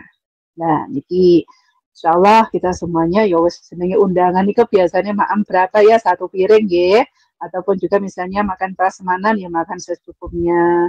Jangan makanan lauk yang tidak kita suka kita ambil terus ternyata kita buang, juga jangan ya, seperlunya saja. Ya, kalau ingin mencicipi semuanya ya ambil sedikit-sedikit, semuanya diambil kemudian kita makan. Jangan sampai karena mumpung aji mumpung mumpung enak prasmanan gratis ngoten niku jenengan makan sampai keweh-keweh, sampai Masya Allah ya, sampai sampai penuh, nih, sampai semuanya makanan diambil sampai munjung-munjung. Nanti kan dilihat orang juga nggak pantas, nggak baik juga. Nih, jadi kita niatkan kalau menghadiri undangan itu mengikuti perintah syariat agama. Ya wes disunah nih wajib menghadiri undangan. Alhamdulillah bisa hadir, menikmati apa yang disajikan dengan seperlunya saja, nggak usah berlebih-lebihan. Kemudian tujuannya lagi ya menghormati sahabatnya, diundang ya teko. Alhamdulillah juga tidak ada halangan, bisa hadir. Kan seneng Bu kalau diundang niku teko. Ya. Diundang niku hadir kan seneng yang mempunyai hajat. Ya. Kemudian menyenangkan, terjaga silaturahminya, gitu. Kemudian akan timbul rasa senang antara sahabat, akan menghilangkan diri ataupun berburuk sangka kepada sahabatnya yang akan timbul jika dia menolak undangan. Misalnya tidak datang, kemudian beberapa saat kemudian misalnya bertemu, Mbak sampean tak undang ke orang teko lah. Biasanya kan ada pertanyaan seperti itu. Nah, jadi kan kalau sudah sebelumnya mengatakan misalnya ada uzur dan sebagainya, ya dimaklumi, oh ya Mbak, kayak tetanggaku enak acara, berarti kan sudah ada omongan sebelumnya. Kalau tidak, kan udah prasangka buruk, mau diundang waira teko lah, nanti kan timbul suatu suudzon ataupun prasangka yang tidak baik antara si pengundang dan yang diundang. Ya, Masya Allah, subhanallah, ya sudah itu saja dulu ya Bu tentang walimah niki, karena masih banyak babnya. Insya Allah untuk pertemuan mendatang lagi kita urai kembali. Dan ya sekali lagi bahwasanya menghadiri walimah ataupun undangan ini adalah wajib hukumnya, ya kecuali tadi ada syarat-syarat yang boleh tidak kita hadiri, misalnya ada maksiat, ada orang yang menyakiti kita, ataupun berdesak-desakan dengan lawan jenis, dan sebagainya. Dan juga kita sebagai sahibul hajat, orang yang mempunyai hajat, jangan sampai kita mengundang orang kaya-kaya saja dan menyisihkan orang miskin. Karena sejelek-jeleknya makanan walimah adalah untuk orang kaya dan menyingkirkan untuk orang-orang fakir. Jadi kita semuanya jangan sampai melakukan hal tersebut. Ya, mungkin itu saja. Wallahu a'lam bishawab. Mungkin dilanjutkan dengan tanya jawab mohon ya. Mungkin 1-2 pertanyaan. Dan enggak bahasnya, kalau enggak nanti itu baca kitab kalau enggak ada. Assalamualaikum warahmatullahi wabarakatuh.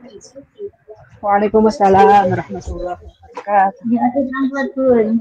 Bapak niku kan niku soal mau kan pembelajaran soal hitung-hitungan. Nggih.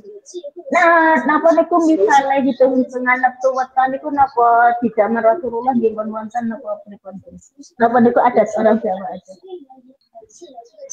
Weton nggih. Nggih, neptu weton niku. Ya. Lagi.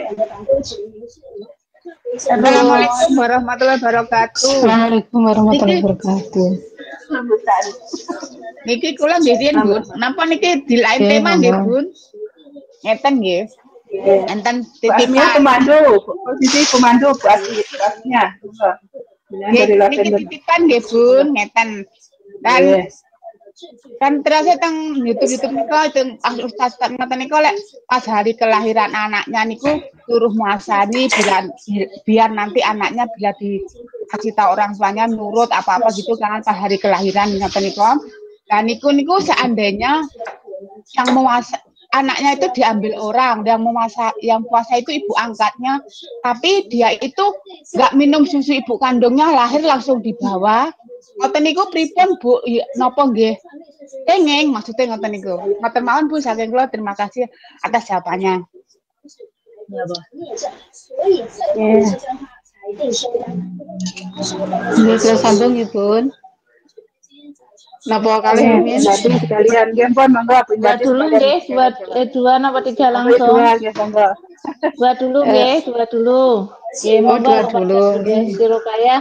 Nyahoran kesempatan saya persilakan yang mau nang dia nih. Bismillahirrahmanirrahim. Nggih, menjawab pertanyaan Ibu Asmiya tadi, nggih, apakah weton ataupun hari lahir? Kalau kita kan ngerti nih Senin sampai Ahad sampai Sabtu, ngoten nggih kalau hari umum. Tapi kalau ada pasaran Jawa, anyapon wagi kliwon legi paing, seperti itu. Kemudian ketika di zaman Rasulullah, apakah kalau kita mau mengadakan hari besar seperti tadi pernikahan, mau membangun rumah, apakah dilihat dari metonnya? Di sini tadi disebutkan ya Mbak di dalam hadis tadi bahwasanya yang menjadi perhitungan adalah tanggal dan bulan.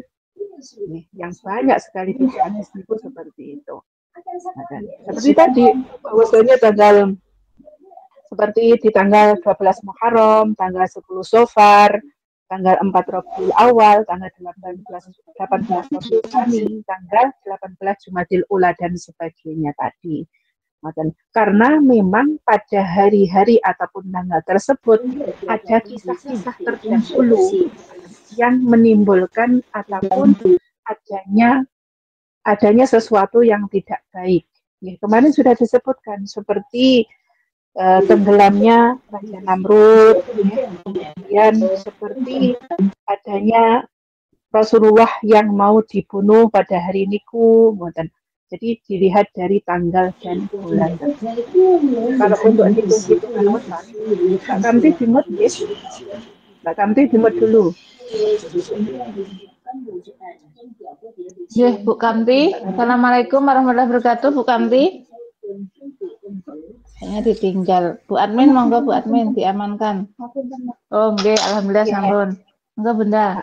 Jadi seperti itu nggih, mohon maaf nggih biar jelas. Jadi karena niku kan biasanya kan wonten itu niki apa namanya weton lahir hari ini nih sebaiknya perginya itu tanggal ini ke arah ini wonten niku larus mboten nggih. Nggih. Saya pun juga mengalami seperti itu, Bu. Saya juga kadang suami saya nih, kalau saya pengalaman saya pribadi, kalau mau pergi ke Taiwan pertama kali ini, Bu, sowan teng daleme Pak Yai. Kemudian Pak Yainya ngasih diuai syarat, ngaten kadang dikasih minum air yang didoakan. Kita positif mawon, didoakan ditungani Pak Yai, gitu. Ditungani Pak Yai, kajengi berkah dan biasanya budalmu sangka madhep sangka pawon, budalmu sangka ngoten nggih, seperti itu. Saya pun juga mengalami seperti itu loh, Bu. Nggih. Kita yakini mawon nggih bahwa semuanya itu memang baik. Ngoten niatan kita untuk mencari ridho Allah dengan syarat seperti itu. Jadi kita kok meyakini orang meyakini, pun madhep budale sangka pawon, budalnya dari arah utara, biar kita semuanya selamat dan rezekinya lancar. Mboten. Kita nggak boleh percaya seperti itu. Jadi kita yakini karena niatan kita semuanya niki untuk bekerja jauh dari keluarga, niatnya untuk ngalap berkahipun Pak Yai, manut lan cari ridhonipun Allah. Itu cuma syaratnya saja, ngoten. Itu syarat kita nggak boleh percaya banget, ngoten. Nggih, Bu aslinya. Saya pun juga seperti itu. Saya juga napa niku suruh minum air dan sebagainya wes pokoknya niat lillahi ta'ala atas izin pun Allah dan berkah barokah dan sehat selamat seperti itu saja. Jadi nggak apa-apa, nggak ada masalah syaratnya nanti. Pak Yai kan didoa nih Bu. Itu didoa nih. Doa nih Pak Yai nggih. Terus napa usaha niku tirakat nggih sanes. Usaha, betul. Bentuk usaha kita semuanya. Ini mata nuban-nuban Bu ya. Kami alhamdulillah. Dan juga kita semuanya biasanya memang punya hari-hari yang tadi dikatakan weton tadi, punya hari naas dan sebagainya. Mohon maaf nggih Bapak, saya itu juga masih percaya hal-hal seperti itu. Misalnya hari geblake atau ninggalnya mbah siapa, mbah yang disepuhkan, jangan pijet, nek dipijet malah awake loro kabeh dan sebagainya. Ngoten niku Bapak kula niku nggih terus seperti itu. Pergian jauh ngoten nggih Bun. Nggih, tidak boleh pergian jauh. Napa niku supe Bun ninggale mertua niku kula teng Jakarta leres Bun. Kata masalah. Nggih, kata masalah seperti itu. Ya betul percaya ataupun kebetulan apa pripun mboten ngertos delale pas wae ketinggalan badhe ngurus niku perpanjangan kontrak nggih. Terus delale badhe apa kula pisahan kali bojone sedangkan HP kali ya terus dibetom bojone kula terus anake kali kula. Sak persen pun mboten botoyo terus kula ten bisa ke Jakarta. Niku ngeri ngoten. Terus bojone kula iya iki kan dino apa meninggale iku bapak ngoten. Enggak boleh berpergian terus ngoten pun. Hilang jadi Memang ada Bu, hari-hari seperti itu memang ada. Karena dari zaman dulu dari Nabi Adam sampai nabi-nabi sesudahnya niku kan juga ada hari naas toh, seperti Nabi Adam dikeluarkan dari surga gitu. Berarti kan hari naas toh. Kan kita tidak bisa menerka kapan adanya, tidak diprediksi kan seperti itu. Namanya hari sial, hari naas kan kita nggak tahu. Tapi kan bisa dihindari kalau misalnya memang tidak boleh bepergian dari kita sudah. Kalau saya itu Jumat Bu, ya sudah dibilang ya Jumat itu jangan bepergian, di atas jam 11 niku sudah di rumah. Kadang niku kula ngeyel, kadang saya gitu ngeyel. Nanti dilalah kersanipun Gusti Allah juga ada aja rintangannya. Dilalah mobil niku nabrak pager lah, nabrak boh lah dan sebagainya. Ngoten niku lho, oke. Jadi ya wallahu a'lam semuanya niku kersanipun Gusti Allah. Yang penting kalau misalnya orang tua omong, ya kita sebisa mungkin mengendalikan nafsu kita. Ya sudah Bapak bilang ojo ndok, ojo hari ini pergi ya ini ya sudah nurut. Insya Allah itu untuk kebaikan kita. Ya leres Bun. Buan iku nggih naasmu anu malam Jumat karo Jumat aja metu-metu ya. Nah, nggih. Nggih percaya mboten percaya, namanya kita semuanya niki hidup di dunia kan pasti ada hari sial, hari naas dan sebagainya ya Bu nggih. Tapi yang sing disuwun ya semuanya memang hari baik, yang penting kita sudah berusaha berjaga-jaga. Mboten kok kita meyakini banget ngoten niku mboten. Tapi kita itu harus percaya bahwasanya memang dari zaman dahulu kala, zaman purba dulu memang sudah ada hal-hal seperti itu. Ngoten. Ya wallahu a'lam bishawab. Ya sampun. Selanjutnya pertanyaan Bu Tentrem tadi, kan hari tanggal weton niku nggih, hari lahir kita semuanya. Sebenarnya yang afdol ataupun lebih mandi ngerti paham ya Bu bahasa Jawa, mandi ataupun lebih utama niku sing puasa niku hari weton niku yang punya badan. Seperti saya sendiri, misalnya Ahad Pon, lahir saya. Kemudian setiap Ahad Pon, setiap bulannya saya badani puasani badan saya sendiri. Itu lebih saya Ahad Pon. Jadi seperti itu. Jadi insya Allah niku lebih afdolnya kita sendiri. Kalau pertanyaan Bu Tentrem tadi kan anak tirinya, berarti anak asuhnya, bukan anak tiri, anak asuh, anak yang diopeni, yang dijaga Bu Tentrem. Jadi sebaiknya kita menganjurkan kepada anak tadi, dok, ya, jenengan puasa hari netonin jenengan, biar berkah, biar sehat, biar lancar lah golek rezeki dan sebagainya. Jadi kita menganjurkan kepada anak ataupun yang punya badan itu sendiri. Dan kita sebagai ibu ya wes kan sudah gugur kon ngeling nih, nandok poson, nandok nganole untuk puasa dan sebagainya. Dan sebenarnya yang berkewajiban ini ya anaknya sendiri ataupun yang punya badan Bu. Kalau puasa weton loh ya, seperti itu. Karena Rasulullah pun ya Rasulullah sendiri, kemudian kita orang tua biasanya berokoi ataupun berbagi sedekah pas hari netone. Itu yang dilakukan saya sampai sekarang. Ketingan ngoten nggih Bun. Nggih, ketingan Joko ketingan ngoten niku nggih sedekah suka lare-lare didum-dumne ngoten niku. Leres, nggih. Wis penting niat kita sedekah. Nggih sedekah nggih sukane jajan pasar ngoten niku nggih. Suka lare alit-alit ngoten niku. Jeneng abang putih ngoten niku. Nggih jeneng abang putih ngoten niku sukane jajan, sukane sekul ngoten niku nggih Bun. Wis pokoke niate wis penting niate sedekah ngoten nggih Bun. Niate sedekah ngoten nggih Bun nggih. Betul. Nggih, niate sedekah pokoke niate sedekah ngoten. Nggih. Niate sedekah ben anakku selamat, ben anakku sehat, ben anakku terkena bukti dumateng Allah lan tiyang sepuh ngoten niku. Nggih. Saya selalu terharu ya kalau bicara orang tua niku. Ya seperti itu. Karena ibu saya pun sampai sekarang nih gitu. Setiap nonton saya mau opo mawon niku selalu diparing nih. Satu dua anak di situ masih jajan. Kelingan di hari nonton saya ngoten. Jadi ya orang tua sebenarnya niku. Kalau puasa itu lebih utama untuk yang anaknya sendiri ngoten nggih Bun nggih. Oh nggih. Betul. Nggih. Nggih matur nuwun Bun. Sami-sami Bu. Alhamdulillah sudah paham. Lanjutkan masih ada waktu.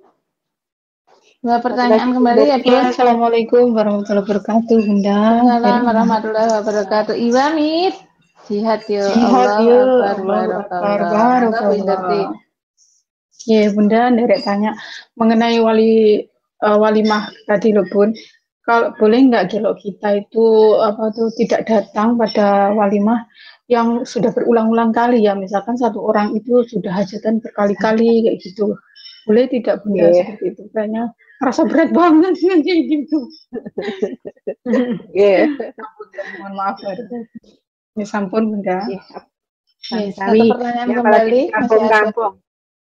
Pun satu mawon Bu, Bu. Satu mawon. Sudah ya, sudah habis waktunya. Oh, nggih Bunda. Satu niki mawon. Ya insya Allah sama seperti kita kalau hidup di kampung bermasyarakat seperti itu. Anaknya sudah gadis-gadis semuanya 3, 4, semuanya direjak nih, semuanya besar-besaran. Nah kita anaknya masih kecil, baru lahiran. Ya kita kadang sudah datang 3 kali, 4 kali. Itu problematikanya bukan jenengan kia Mbak Bu Indarti. Saya pun juga sama. Hampir ngoten niku Bun sambate Bun. Hampir semuanya. Oh semua ping telu kene pisane uro gak tahu so ya. Ya sebenarnya namanya itu juga kerukunan ya, itu kita ngerukuni tetangga. Dan kalau misalnya dikasih undangan ya walaupun tidak misalnya seperti hajatan yang 1 kedua biasanya kan bawanya banyak, dan mungkin kita pada hajat yang ketiga ini seperlunya saja, dan enggak seperti yang pertama dan kedua, semampu kita. Yang penting hadir, kalau dikasih undangan, ya Bu Ibu Indarti kan nggak ada uzurnya, ya, kemudian nggak ada sesuatu yang menghalangi. Jadi kalau dikasih undangan, ya hadir, tapi seperlunya saja membawanya. Kan juga tidak ada maksudnya nggak ada istilahnya nggak ada omongan semuanya memaklumi ngoten nggih Bun sak nganune ngoten nggih Bun. Nggih. Liku hajatan bolak-balik kok enggak apa-apa semuanya itu juga maklum ngoten. Biasanya kan kalau orang hajatan sampai 3 kali ini kan biasanya ketika sepi nggih mohon maaf nggih biasanya kan seperti itu di masyarakat kita. Yang terakhir menikah bolak-balik setiap saat direjak nih otomatis kan yang datang juga biasanya berkurang tidak seramai waktu pertama kali hajatan. Ya sebenarnya namanya kerukunan mawon Bu Indarti. Kalau bisa nggak ada uzur sebaiknya datang. Tapi seperlunya saja. Dan nggih Bu Indarti dan kita semuanya ibu-ibu nggak usah merasa terbebani atau merasa keberatan. Oh piye iki apa rasa teko wae nggak usah datang loh mau bolak-balik rono. Ya kalau jenengan mampunya beras 1 liter, beras 1 kilo, ya sampun itu saja nggak ada masalah. Yang penting datang karena memang dikasih undangan. Ngaten nggih, insyaallah wallahu a'lam bishawab. Mungkin itu saja pembelajaran kita sore hari ini tentang walimah. Insyaallah dilanjutkan untuk pertemuan mendatang. Semoga Allah memberikan kemampuan, kesehatan, keselamatan kita semuanya untuk bisa bertolabul ilmi di Masjid Ta'lim Imam on Air di kita semuanya. Ngaten nggih, wallahu a'lam bishawab. Wabillahi taufiq wal hidayah waridha wal inayah wal afu minkum. Wassalamualaikum warahmatullahi wabarakatuh. Waalaikumsalam warahmatullahi wabarakatuh.